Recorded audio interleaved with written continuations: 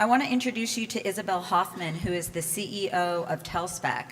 And I was truly inquisitive about this technology and was hoping we'd be able to kind of see it in action. So anyway, I just was able to get her New Year's resolution, and her New Year's resolution, it's a business resolution, but it's a good one, is bringing TellSpec to the market in 2015. Let's welcome her to the stage.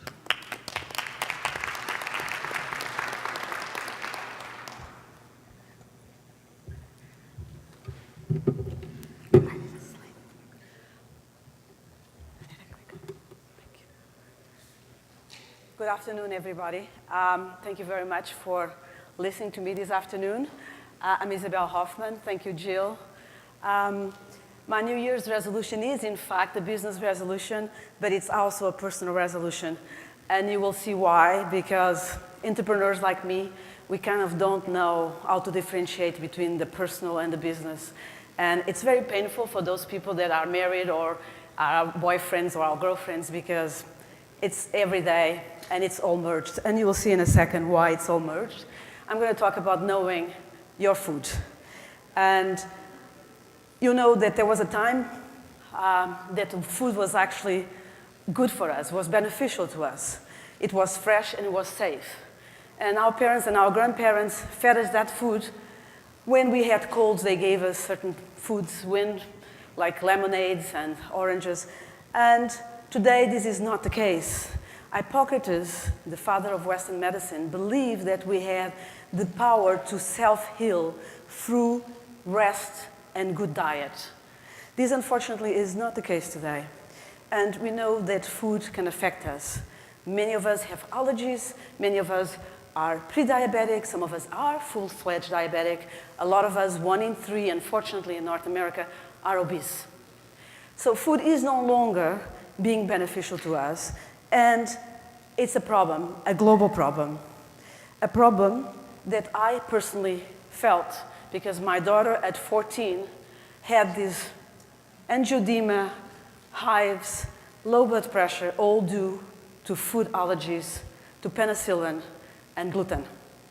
And we spent 9 months by a bedside figuring out why, being in technology and in health, I could not help her.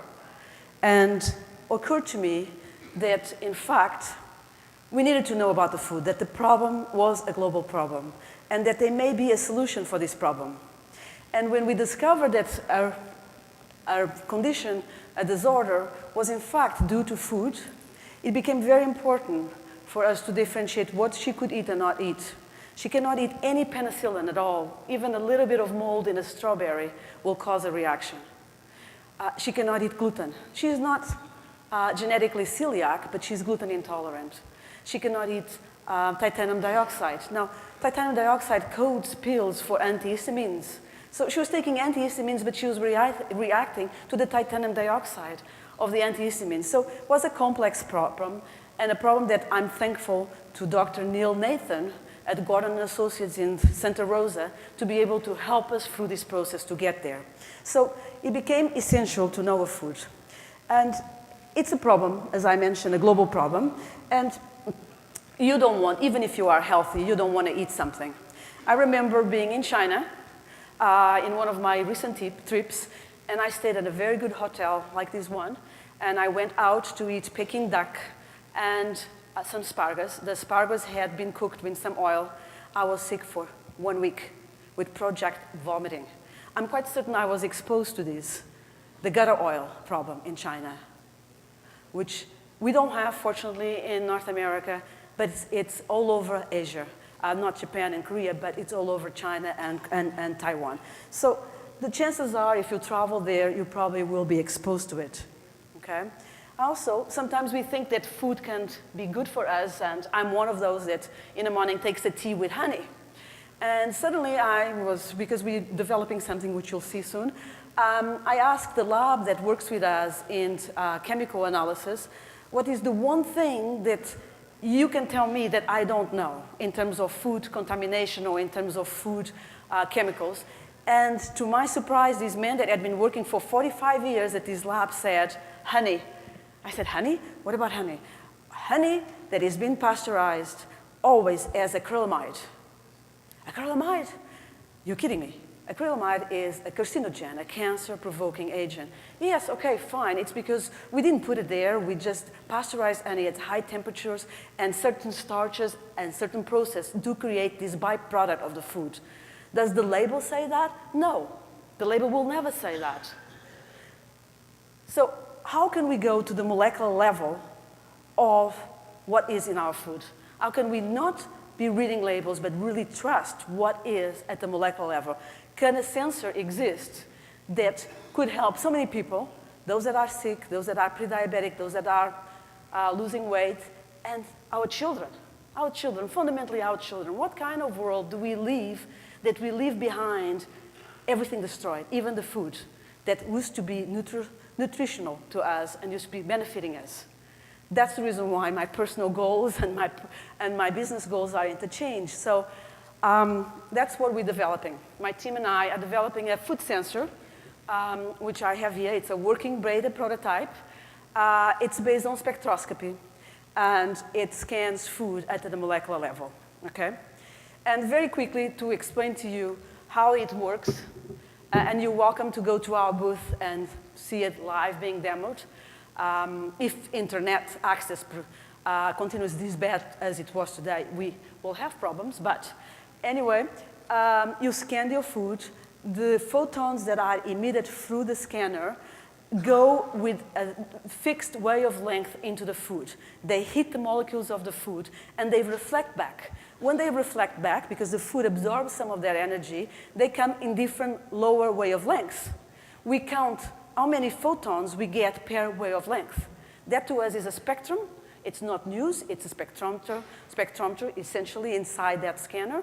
And we send that graph to the cloud, where we have several algorithms with several chemometric and machine learning algorithms that look at the spectrum and decompose the spectrum into the ingredients and send to the user the information about that food.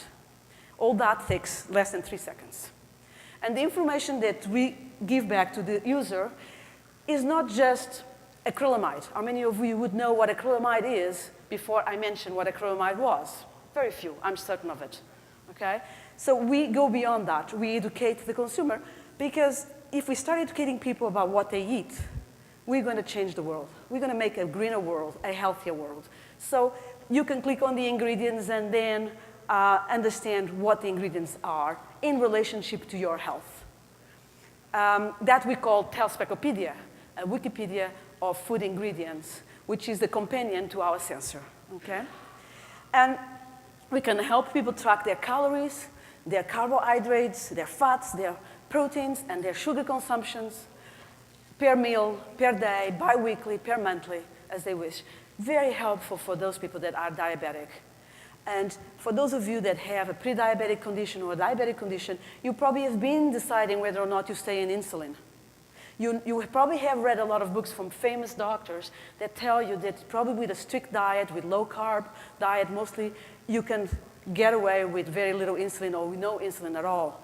But it requires discipline, and who has the time to write down what they ate and how much they ate of what? This is a huge help for those people. My daughter is pre-diabetic. This was thought out about from her. My daughter was also encouraged to do a diet which is called the elimination diet. So you take a 21-day and you say, okay, this day I'm going to give you this food and see if you react. Next day you do the other one. And tell you the truth, a 14-year-old cannot do a 21-day elimination diet. I don't care what doctor says they can, but they can't. That is nonsense. Now, imagine that we can track now how you feel as you eat. You scan, you tell me, okay, I feel bloated. You scan again, okay, I feel bloated. And now I have a graph that actually tells you when you felt bloated, and we can tell you what's the common element that is causing that feeling. So helping those people that have allergies understand what they're reacting to, okay? So the beauty about this project is actually that because we use machine learning algorithms, the more scans we have, the more accurate our algorithm gets, okay? We do very well gluten today, gluten, non-gluten. We've scanned anything and gives you gluten, non-gluten, okay?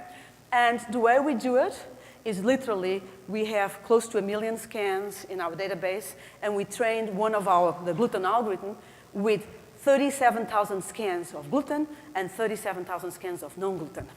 And the algorithm has learned to differentiate gluten at a very good resolution, okay?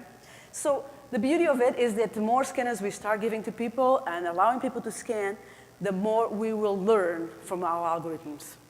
The more we will create a better product. So it is a community product, a product by the people, for the people.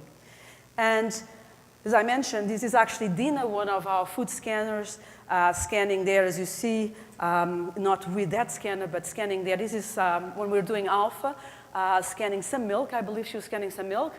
And we have over 1 million scans. We started with a technology that evolved, and we managed to do transfer functions. So we scanned a lot of food with initial scanners, and then we did improve the scanners, scan more food, and we have not lost any of those scans. We've been able to go forward. We are actually building today. Oh, finished? Yeah. Yes, okay. No, finish. Okay, we're building today a global spectral database of food ingredients, and basically this is what we want to do, a beautiful picture of a footprint of the world, what people are eating, where they're eating, and how they're eating. Now imagine that being available to scientists and to researchers so that we understand the implication of diet in our health. I know that I have to finish, so I'll leave you with my beautiful map. Were you able to share with us, Isabel? Yeah, this is, you're welcome to come to our booth. It's 73328. We are demoing foods there, and this is our beta tester working prototype, photograph here. And so bring a potato chip to the booth? Yesterday we had a meeting with a group that just grabbed some of those snacks and scanned. Fantastic. Thank you very much. Thank you so much. Thank you.